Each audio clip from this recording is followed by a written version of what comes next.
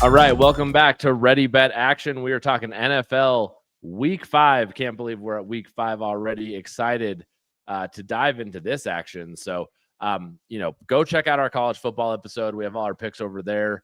Also, check us out on Instagram and on YouTube. Last but not least, we are partnered with RotoViz this season. Excited to be working with them. So, if you need an awesome fantasy football tool, go check that out.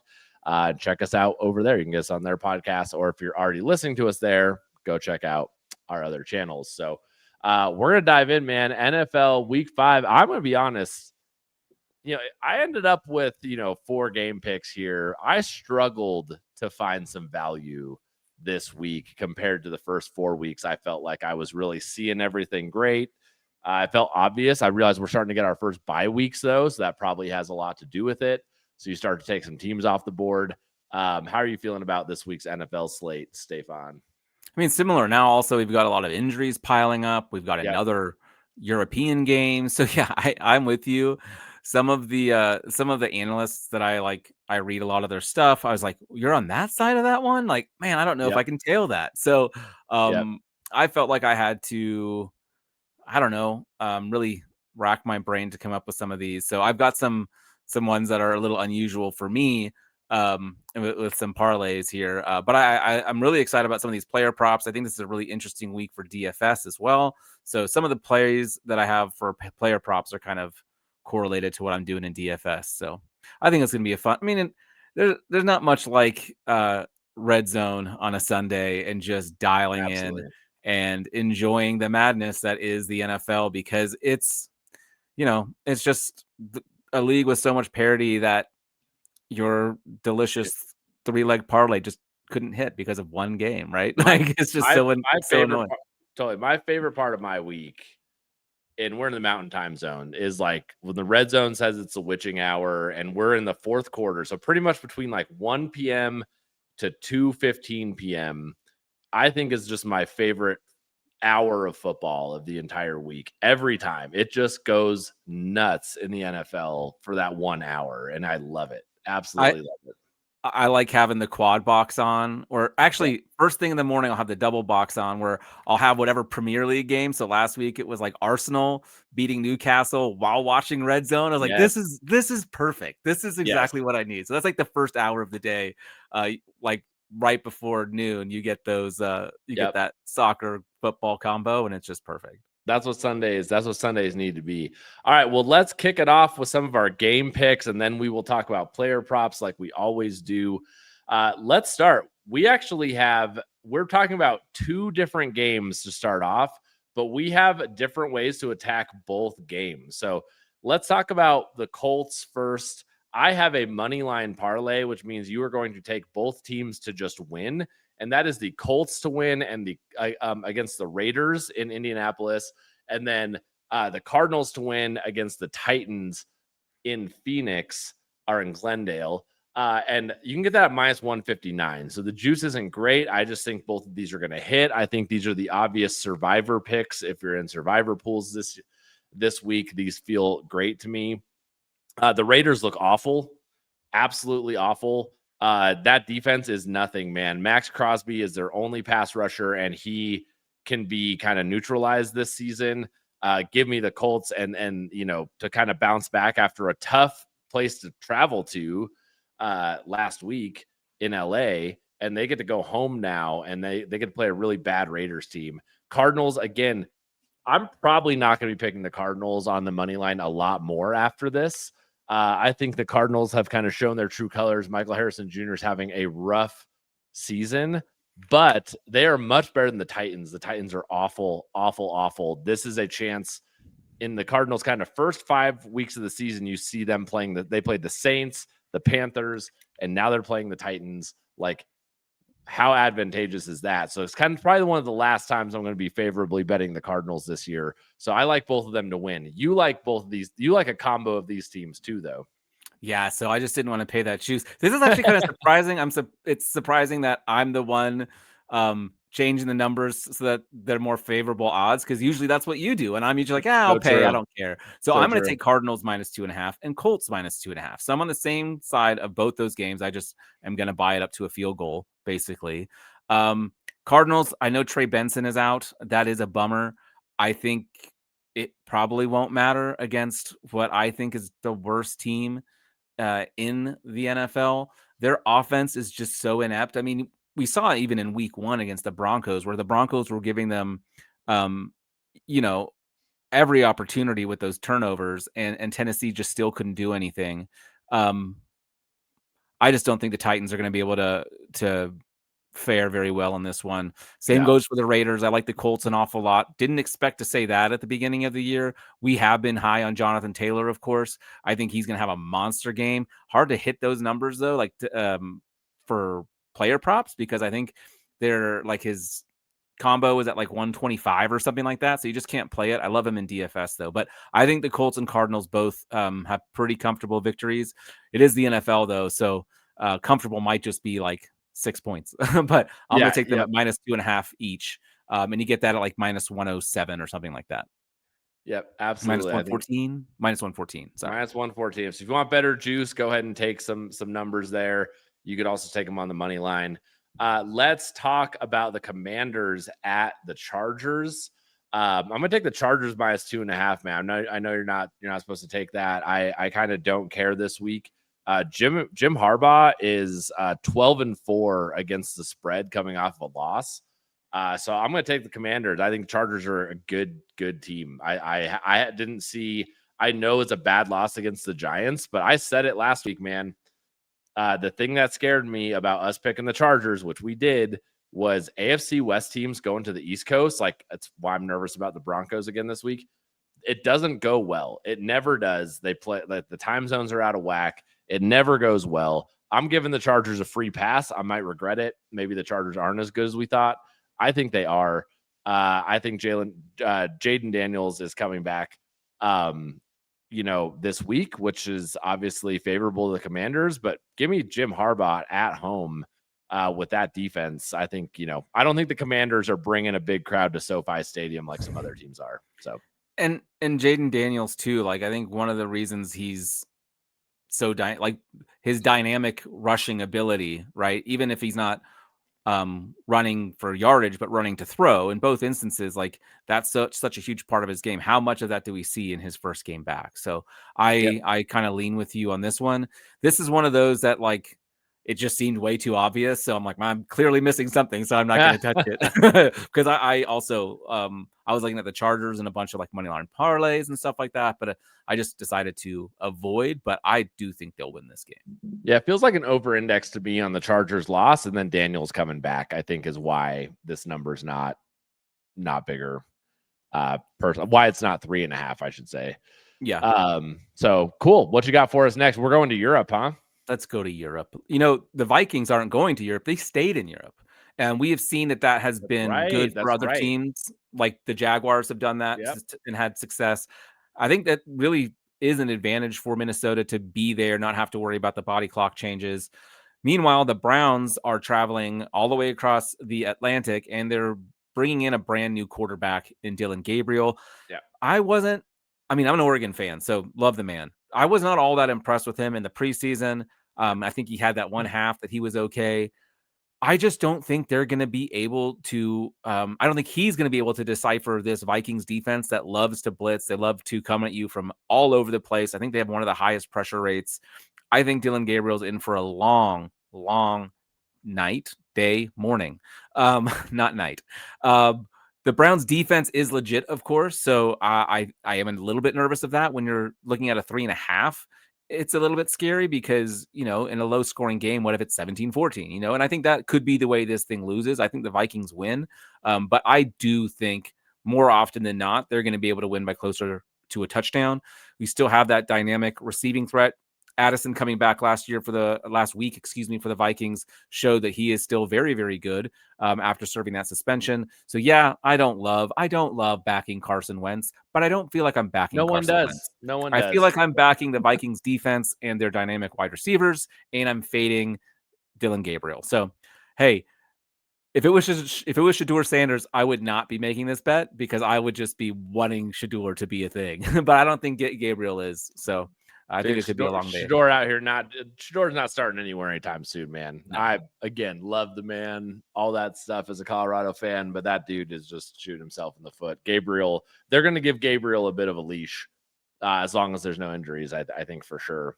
I do have a Gabriel prop. We'll talk about that next. So I don't usually bet the European games. I love the angle though. I'll probably add this for Vikings that they have just stayed. They've stayed in Europe, and rookie quarterback fading. So I like that. Yeah.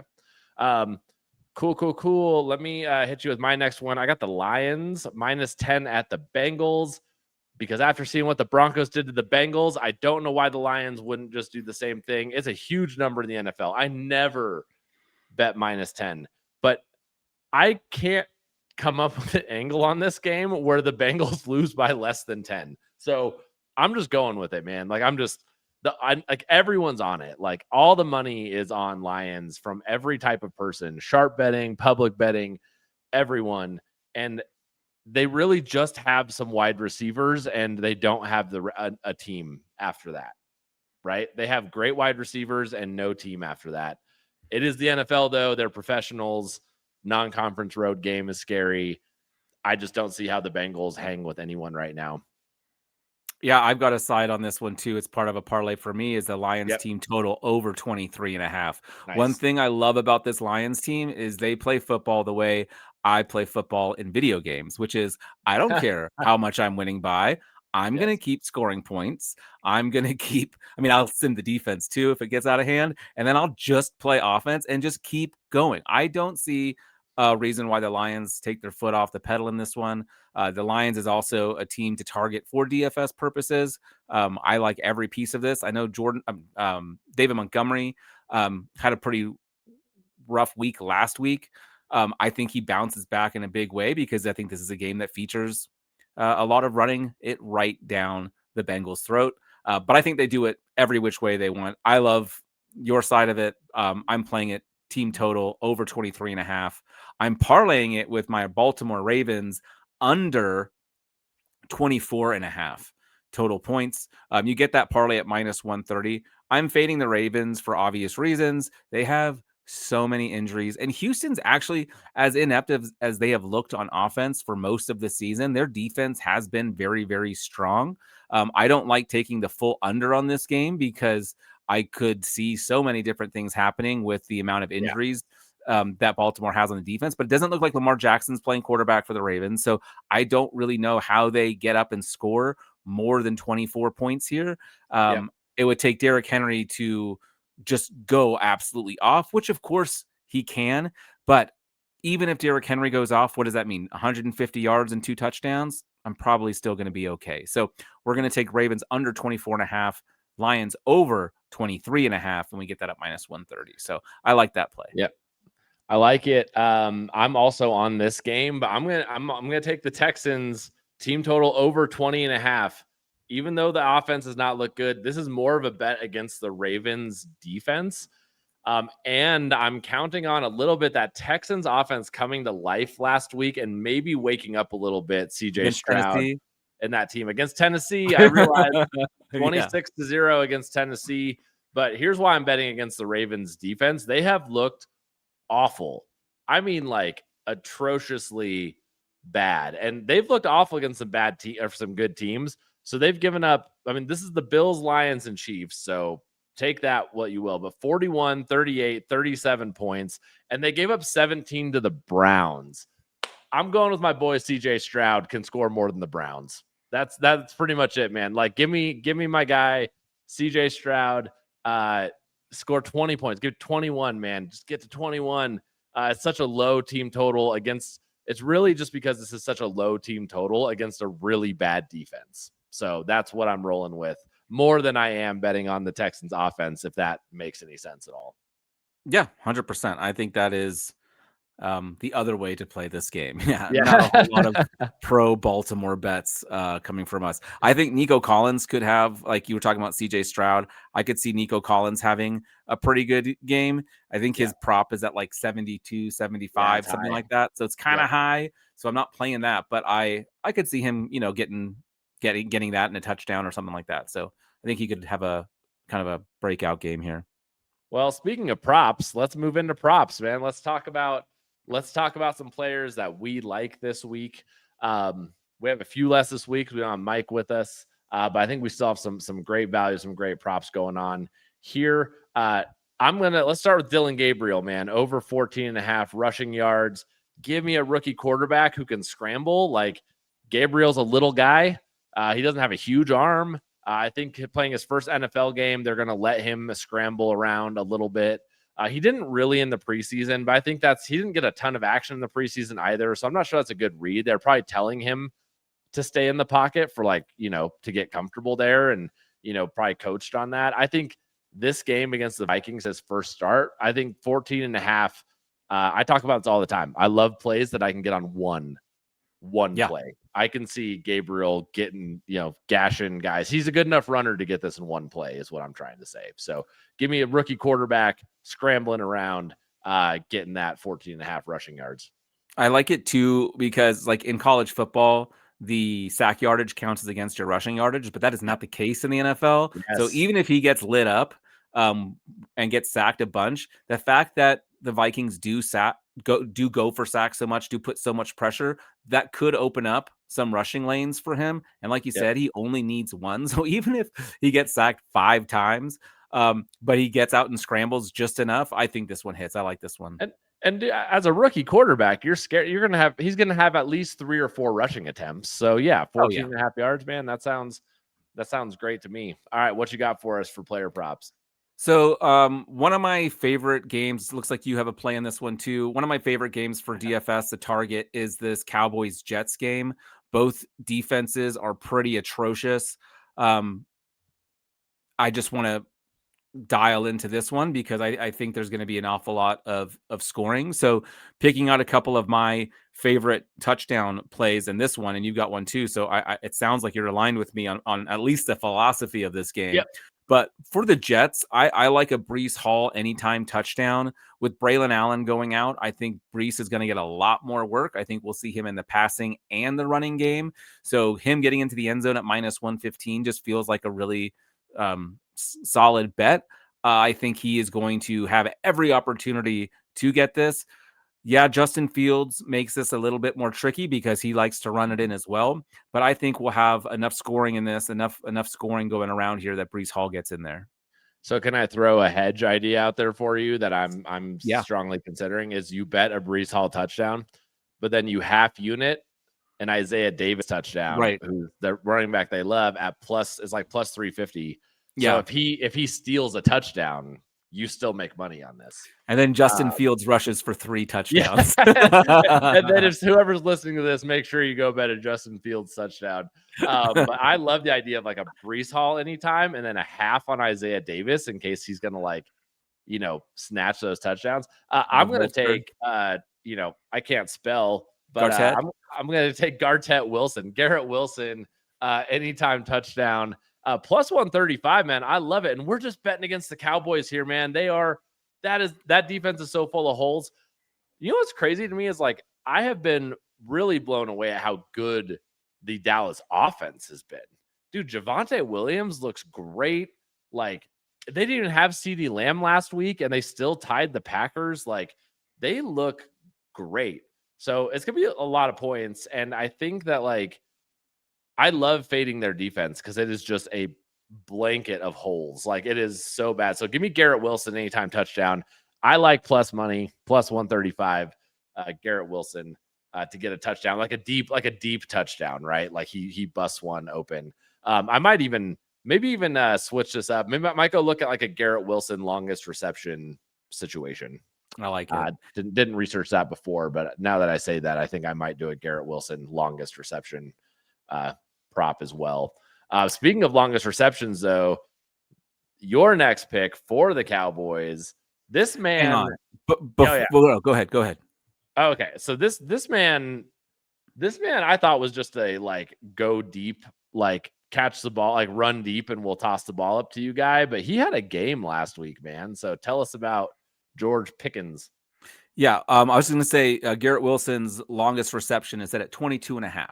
So I'm absolutely I'm going to add that to the show right now, actually.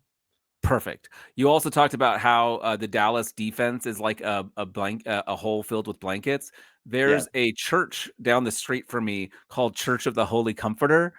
Um, No way. and I always want to get like just a big comforter and just like put a bunch of holes in it and hang it up because I think that's really funny because I like puns. George Pickens has become a focal point of this offense, and with CeeDee Lamb out, I think we look for other targets that Dak Prescott is going to be looking to. I like Ferguson. I like Pickens. Pickens is the guy I'm going to go with because he was already getting a lot of red zone targets. He was, I think, at one point he was in the top 5 in the league in red zone targets. Now CeeDee Lamb is gone. I just don't expect that to change. So we're going to take Pickens anytime touchdown at plus 110. I also like Javonte Williams anytime touchdown, and Ferguson anytime touchdown. But we have to pick and choose here. And since we're picking, we may as well take George Pickens. That was terrible. You know, no, I think it's perfect. It wasn't as good as the Holy Comforter though, because that's hilarious. You know, for all these to hit, the over has to hit, right? Oh, 100%. So like, why that's not a game prop? I think it's because I've made a lot of money betting Dallas overs, and I'm like, at some point that over's not going to hit, right? So it's really more of just my own like.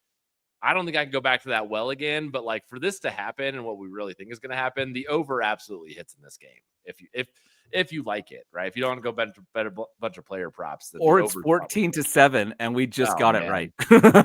with Justin Fields with 2 rushing touchdowns and Dak with a rushing touchdown, right? And right, like that course. would be all right. Give us one more from our guy A-Train. Yeah, man. The Panthers. You know, we've been picking on the Panthers a little bit. They did look good in that win against Atlanta a couple of weeks ago, but Miami seems to be playing a little bit better, not as dysfunctional on offense. I don't actually know if I like them to cover in this game. I think the line is -1.5. I kind of almost lean the Panthers to win this one, but I do think we see a huge Devin Achane game because of Tyreek Hill being out. I think Jalen Waddle could have a really good game too, but Achane has the opportunity to do it on the ground or through the air. We saw last week with them just kind of taking care of business. They didn't need to throw it all that much. So he just ran and got that touchdown. And I think the same thing could happen, or maybe it happens through the air this week. I don't care because we get to cash it either way at -130. Achane anytime touchdown is probably my favorite player prop of the week. Love it. Absolutely love that. Man, I need him in fantasy football, man. No one cares about your fantasy team, but here's the point of discussion for you and your friends this week. Whoever's listening, go ask your friends as you're watching football what they care less about. You talking about your fantasy team, or you talking about the sports bets you have out? I would argue that more girlfriends in the country at this point are annoyed about hearing about their boyfriend's sports bets than they are their fantasy team. Probably. I think we've made the shift, right? Which, you know what? Kudos to us. It means we've arrived. It means we took the feedback that they didn't want to hear any more about our fantasy football, and we changed and have grown. So I thought it was just because everyone's listening to our show. They're just starting to talk about picks now. That's what it is. Is our show is so engaging. It's a good point. All right, let's run it down. We have game picks, we have player props. Before we do that, don't forget to check us out on RotoViz. If you're on RotoViz, go check us out over at YouTube and Instagram. Let's talk about games first. I have a Colts and Cardinals money line parlay. It gets you to -159. I will take the Chargers -2.5 at home against the Commanders. I will take the Lions -10 against the Bengals, and a Texans team total over at Baltimore this week. All right. I'm going to go with a little team total parlay. Lions over 23.5 points. And I'm going to take the Ravens under 24.5. We get that at -130. I'm going to take the Vikings -3.5 over in Europe playing against the Browns. And then we're going to take Cardinals -2.5 and the Colts -2.5. And just a different version of Eric's parlay. We get that at -114. Awesome. Let's hit some player props. I have Dylan Gabriel over 14.5 rushing yards. I have 2 Garrett Wilson props, and I think they might hit on the same play. So Garrett Wilson anytime touchdown, and then a Garrett Wilson longest reception over 22.5 yards. I'm going to take a Breece Hall anytime touchdown, a George Pickens anytime touchdown, and then I'm going to take Devon Achane anytime touchdown at -130. Lovely. We will talk to y'all later. Go check out college football, and we'll be back with y'all next week.